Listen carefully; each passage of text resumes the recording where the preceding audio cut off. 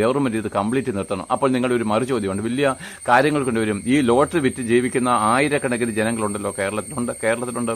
അപ്പോഴെങ്ങനെയാണ് ഈ ലോട്ടറിയിൽ നിന്ന് കേരളത്തെ രക്ഷിക്കേണ്ടത്? ഒന്നൊക്കെ ലോട്ടറി നിരോധിക്കുന്നതിന് മുമ്പ് അതിനകത്ത് രജിസ്റ്റർ ചെയ്തിരിക്കുന്ന ജീവനക്കാരുടെ പേര് നേരത്തെ നമ്മൾ കളക്ട് ചെയ്തിട്ട് ഓരോ പഞ്ചായത്തിലും അല്ലെങ്കിൽ ഓരോ താലൂക്കിലും അല്ലെങ്കിൽ അതിന് അനുകൂലമായിരിക്കുന്ന അവസ്ഥയിൽ ഈ ജോലിക്കാർക്ക് നമ്മൾ ഇൻഡസ്ട്രികൾ തുടങ്ങണം.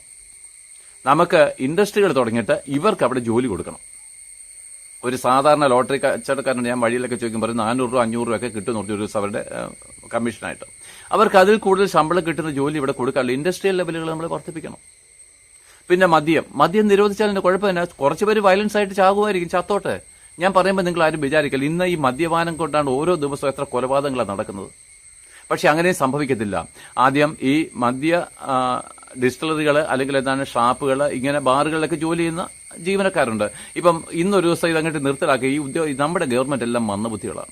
ഇന്ന് അതങ്ങോട്ട് ചിലർ വന്നിട്ട് പറയും ഞങ്ങൾ മദ്യം നിരോധിച്ചിരിക്കുന്നു. അപ്പൊ ഈ ജീവനക്കാരെന്ത് ചെയ്യും? അതിനെ ആശ്രയിച്ചിരിക്കുന്ന ആയിരക്കണക്കിന് ജനങ്ങളുണ്ട്. അവരെന്ത് ചെയ്യും? അപ്പോൾ അതിന് ചെയ്യേണ്ടത്?